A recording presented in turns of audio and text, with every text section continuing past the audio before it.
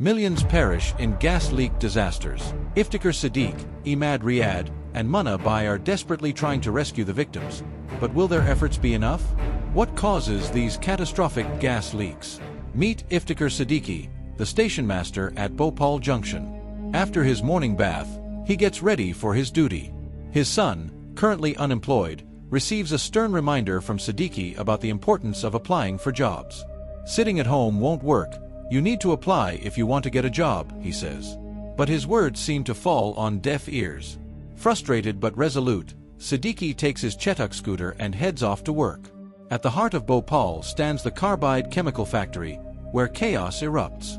The temperature in the MIC, methyl isocyanate gas, tank has hit 100 degrees. Panic spreads, and everyone calls for Mr. Kamruddin. Kamruddin, the factory's sharp and experienced supervisor and engineer, inspects the situation. He checks the MIC tank, touches the ground, and calmly notes that the ground is cold, meaning the temperature reading is faulty. The pressure is fine too. Don't sound the alarm without verifying, he instructs. Just then, the general manager, Mr. Madison, arrives. I don't want to hear the siren unless someone dies, he barks. He orders the dismissal of the person who sounded the alarm. Press reporter Kumawat is on a mission to gather evidence for a case against the factory. He meets Imad Riaz, a former factory worker who now works for the railway and is starting his first day on the job. Imad recounts his time as a driver transporting MIC from the port to the factory. Even a drop of water on it could be deadly. If the gas spreads in the air, it would be disastrous. We asked for safety masks and got fired instead, he tells Kumawat. Meanwhile, Kamruddin informs his boss that the cooling machine for the MIC tanks has been broken for 2 months. The workers don't know when or how to clean the pipes. Even a drop of water can cause a disaster, he warns. But Madison dismisses his concerns. The factory has been running at a loss for 4 years. We can't spend any more money. Go and reassure the workers, he says. Imad recalls a gas leak in 1982 that claimed the life of a worker named Muhammad Ansari, a close friend he had brought from his village. An external officer conducted a thorough investigation, but the report was buried. At the station, Siddiqui checks in with an employee named Prasad about the communication wire repairs. Prasad lies, claiming the wires are fixed, though they were actually stolen by locals and repairs are still underway. When they check, the lines are still down because the workers were gambling. Fire them all and get new workers, Siddiqui orders. The lines need to be fixed quickly for safety reasons. Kumawat presses Riaz for the 1982 factory report to strengthen his case. Riaz, now on duty, meets Siddiqui, who tests him by asking him to find something broken at the station. Imad returns with the problem. The communication at the station isn't working because the magnetophone on your table is faulty. Siddiqui sends him to the repair center to prepare a freight train. Meanwhile, Manabai, a notorious thief who has been evading capture for 13 years, is on the move. After robbing a parliamentarian, the police are hot on his trail. Disguised as a constable, he meets his accomplice, the railway accountant. The accountant suggests laying low, but Manabai wants one last big heist. The accountant shows him the books, revealing that Bhopal Junction has goods worth over 1 crore rupees. With 4 hours left before the gas leak, Kamruddin's wife comes to call Riaz. She says a girl has called and that his friend's wife is on the phone. She tells Riaz that the train has reached Jhansi and will arrive in Bhopal by night. Riaz reassures her, saying they'll have dinner together and promises justice for Ansari Bai's death. He asks Nafisa Babi if Kamruddin Bai will help, to which she indicates that even he doesn't trust the factory. They left a mask for me. Who knows when it might be needed? Then, at night, Kamruddin sneaks into the office and steals the plant safety assessment file, making a photocopy of it. He then tells Kumawat that he got the report and asks him to come to his house 2 hours later.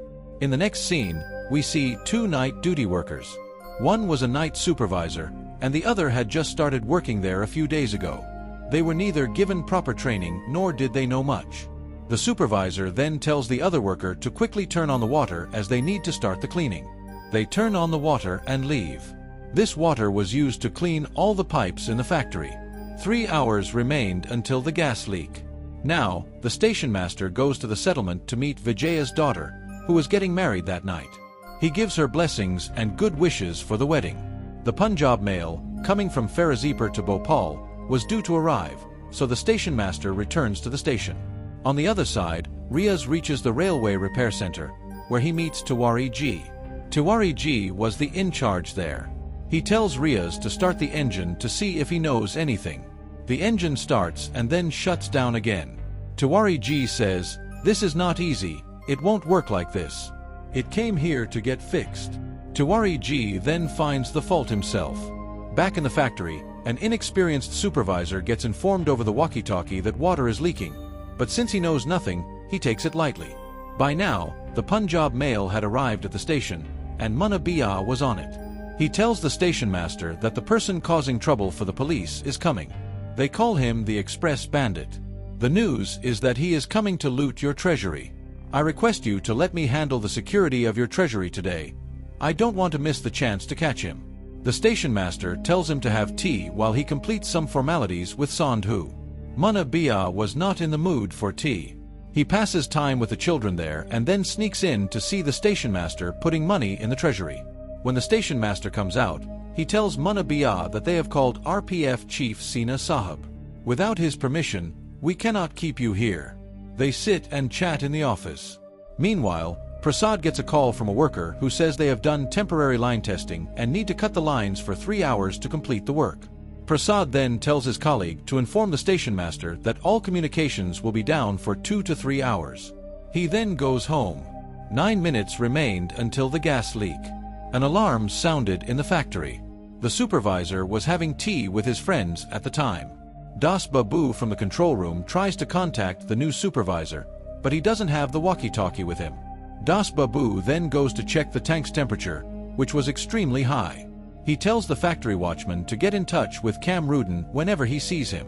Kamruddin is informed by the watchman, and as he spots the gas leak from a mill, he rushes inside, leaving his scooter. He checks the control room and sees the temperature is at 100 degrees. He then calls for the new supervisor Ehsan. When Ehsan arrives, he asks why the scrubber hasn't been started. Das Babu replies that it's not working. Ehsan suggests using the flare tower to burn the gas, but Kamruddin says the flare tower has been out of order for months due to rust.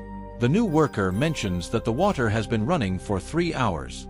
Kamruddin asks if they used slip blinds, which should be placed on both sides of the pipe during cleaning. However, they weren't taught this during training. Kamruddin then tells Das Babu to evacuate the factory immediately and turns on the alarm, causing a panic. The gas pressure was high, and the factory's old pipes couldn't handle it. They weren't even provided with emergency safety masks. The only solution to protect themselves from the gas was to wet a cloth and tie it over their faces, but this couldn't stop the burning in their eyes.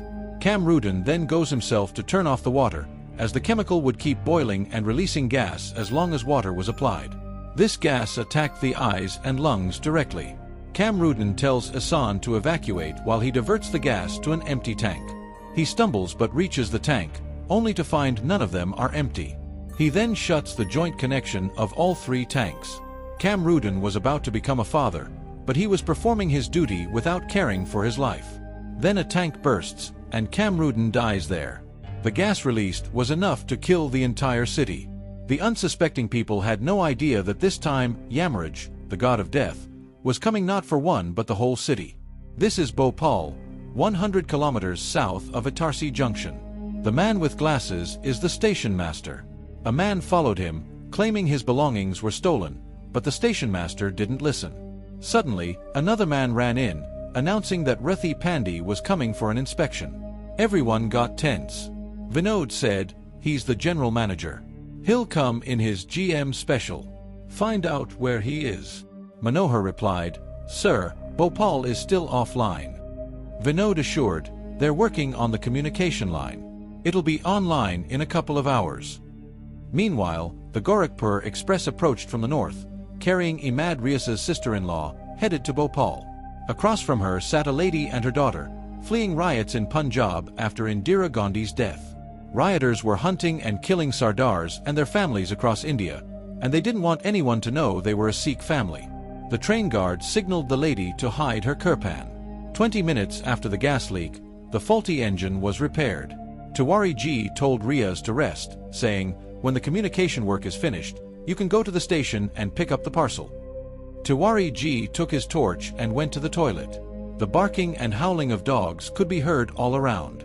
The smell of the gas was like rotten cabbage, making him start coughing. Meanwhile, Manabai was sipping tea when a panicked Vijaya came in and told the station master that the groom's relatives had come in greater numbers than expected, and there wasn't enough food.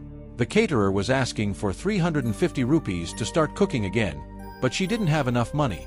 The station master gave her 270 rupees, saying it was all he had.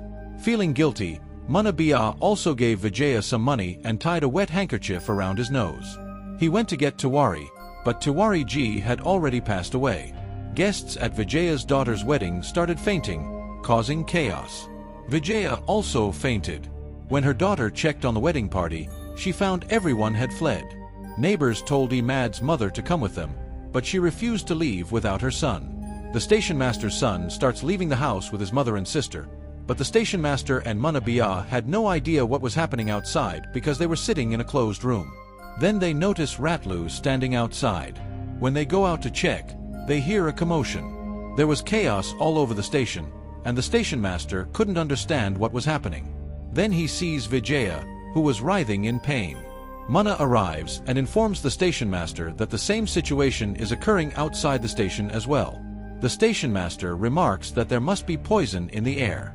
Those who were in closed rooms were safe, but the frightened people were breaking the windows and doors of the rooms, thinking they might survive. But they didn't realize that by doing so, they weren't just endangering themselves but also pushing others towards death. Then the station master's attention goes to the waiting hall, and he whistles to direct everyone to move there. Meanwhile, Riaz saves an uncle's life and starts driving the engine towards the station after seating him in it. By then, the entire station had emptied out. The situation in the city was also dire, and before long, a large part of Bhopal had been engulfed by the gas. When press reporter Kumawat finds out about this, he grabs his camera and heads towards the factory. On the other side, in the factory, Mr. Madison and a doctor go to inspect the site where the tank explosion occurred. The doctor mentions that Kamruddin did a good job by separating all the tanks. Otherwise, if one tank had exploded, the gas from the other tanks would have leaked as well. Then they go to the medical wing set up in the factory. In the office, Mr. Madison said, "This must be an employee's mischief. He's trying to harm us. You haven't run away, so you are loyal to me. Lock the factory gates. No police or civilians should come here. My lawyer is coming from America." The doctor asked, "What should we tell the police station and hospital?" Mr. Madison replied, "We'll stay silent until we get a response from America." Kumawat started feeling a burning sensation in his eyes and had trouble breathing, so he covered his face with a cloth. He had two options: go to the city center or return. He decided to risk his life and head to the city. He could see the factory from a distance, still leaking gas.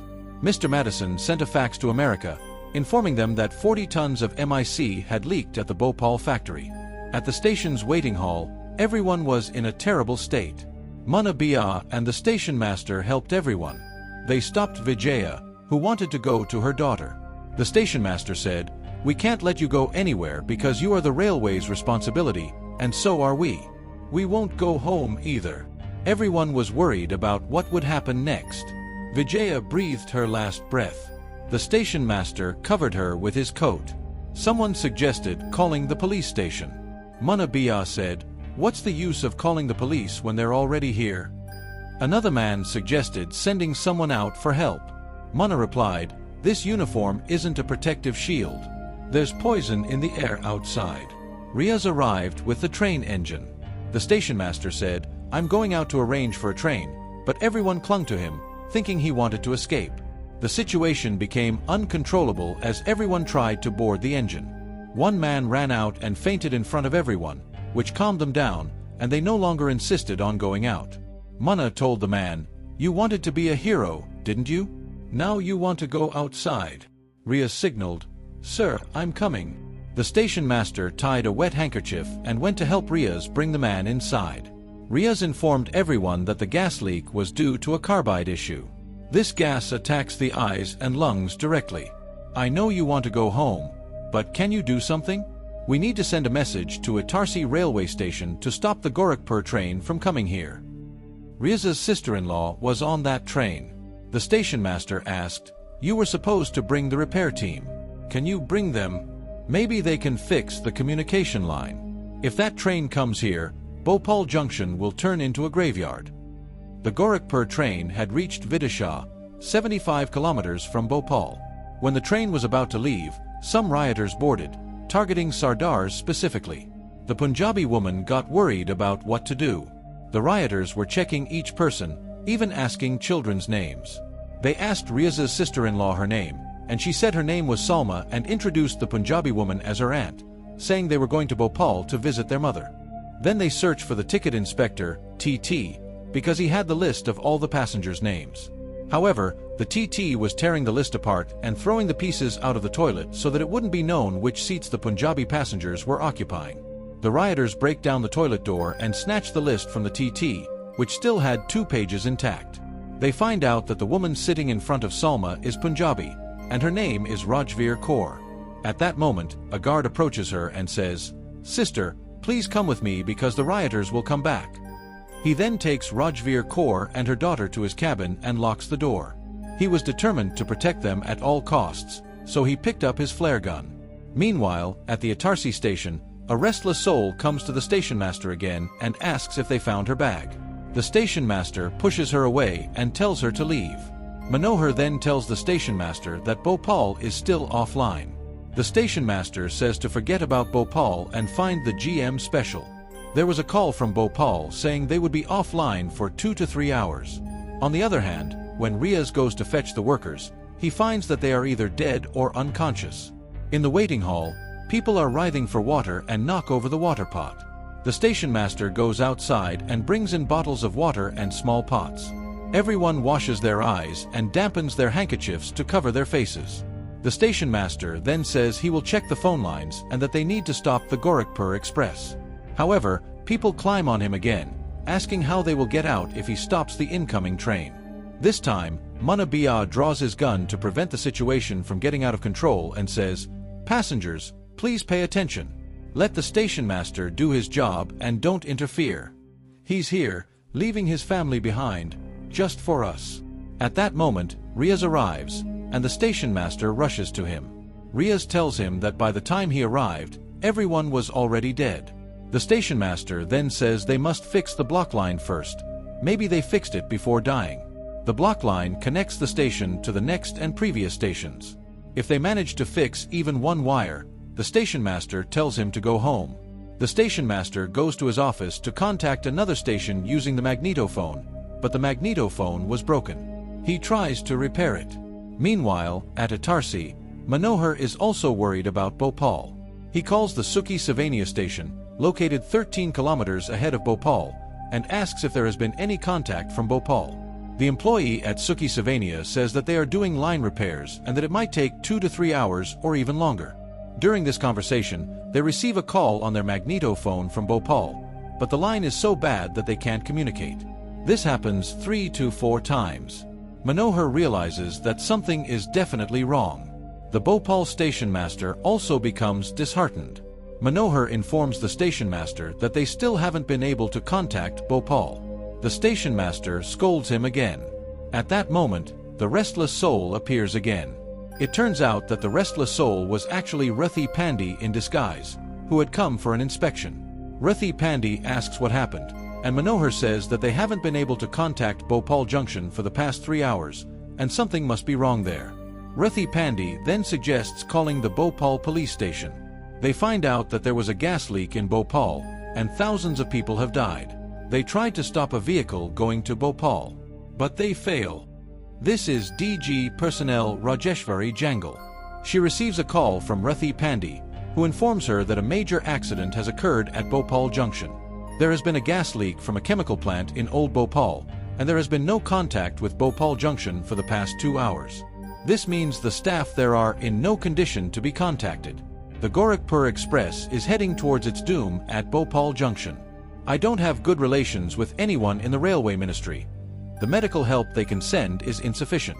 Rathi Pandey gathers all the staff at the station and tells them, "I need all the doctors here at the railway station within half an hour. Bring as many oxygen cylinders, eye drops, and anti-suffocation medicines as you can." Rathi Pandey then tells Manohar, It's time to call in my CM Special. Contact my locomotive pilot. My CM Special is stationed at Berhanpur's outer signal.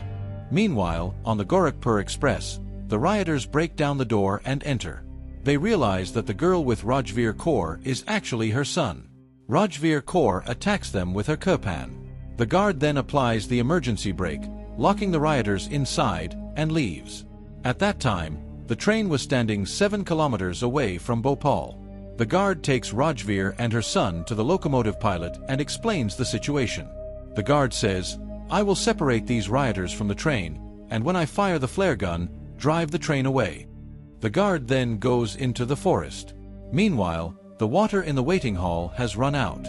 Manabai tells the station master, "If we don't arrange for water, these people won't last long."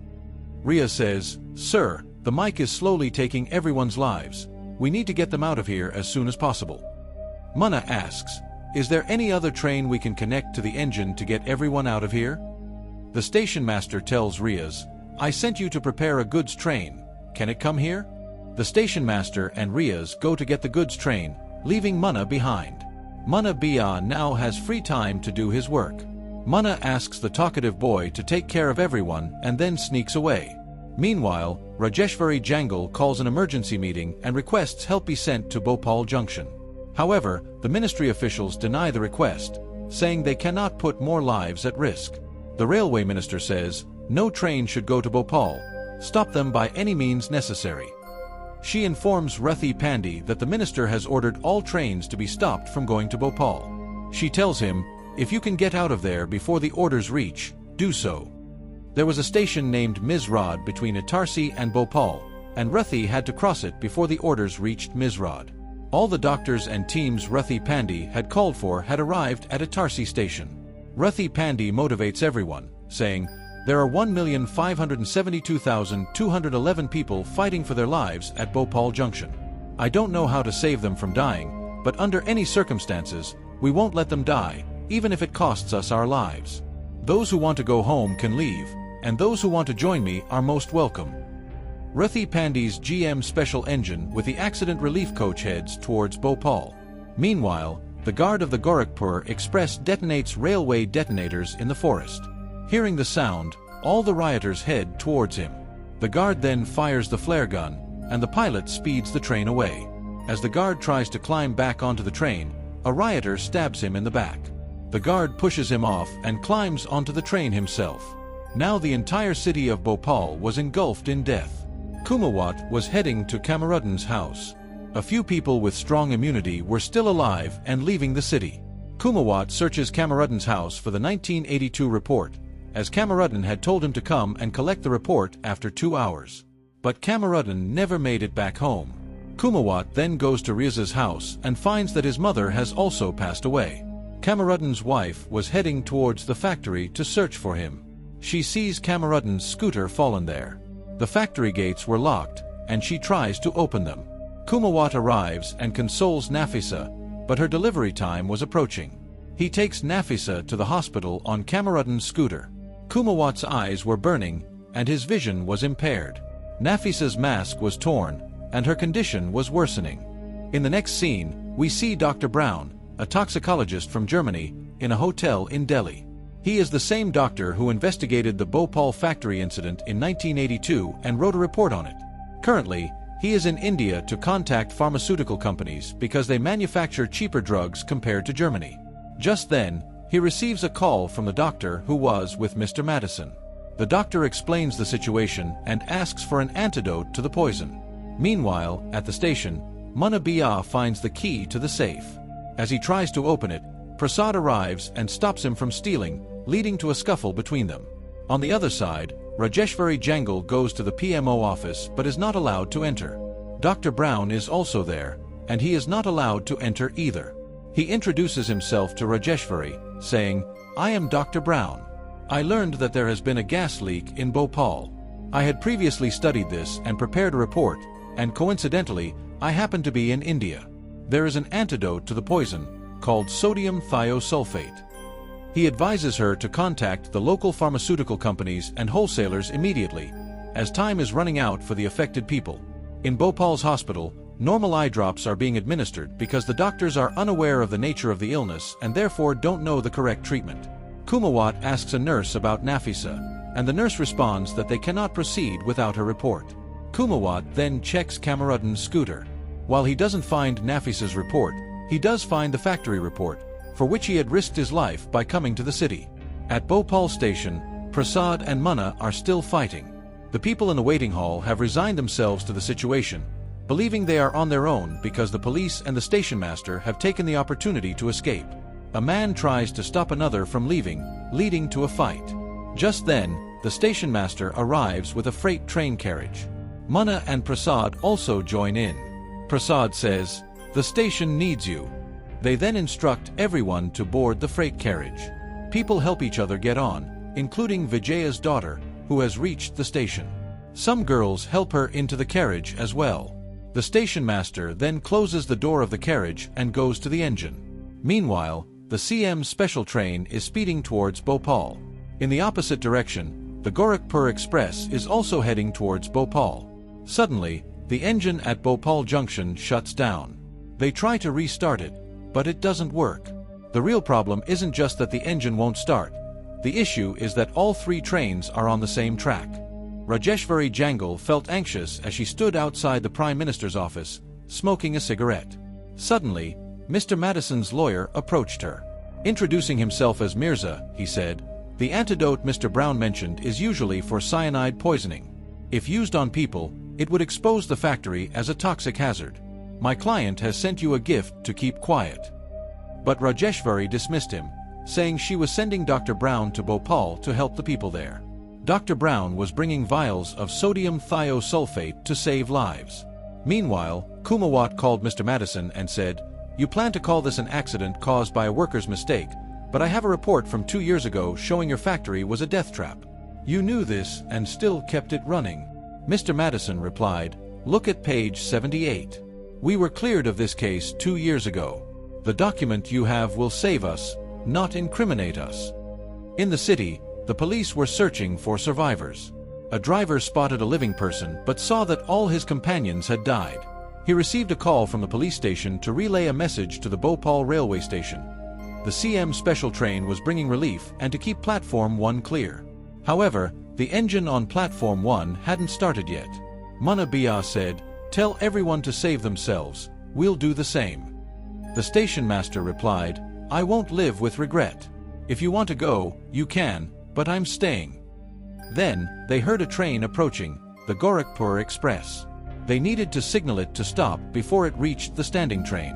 Prasad volunteered to handle it. Imad Riaz went to set the south side signal to green, telling the station master, "My family is on that train. Please keep them safe." The station master then told Manabai, "Promise me the express won't be stranded tonight. We need you." Imad set the signal, and Prasad's task was to slow the train. He placed a detonator on the track to catch the pilot's attention but was injured. As the train passed over, the detonator exploded, signaling the pilot to stop. The pilot stopped the train just in time. The station master announced that no passengers should leave the train. Meanwhile, the CM special was also heading towards the station, with orders to stop at Mizrad to prevent reaching Bhopal Junction. However, Ruthi Pandey told his pilot, the train must not stop. The station master saw the train wasn't slowing and switched it to a siding, forcing it to stop. Rajeshwari Jangal informed the railway minister they had found the antidote, but the minister replied, "Dr. Brown is being sent back to Germany. We can't inject chemicals based on one man's opinion." It was clear the minister had been bribed. People began disembarking from the Gorakhpur Express, ignoring warnings to stay on board. The station master boarded the Gorakhpur Express and told the pilot, "Move this train in 3 minutes. Thousands of lives are at stake." He gave the pilot written orders to follow.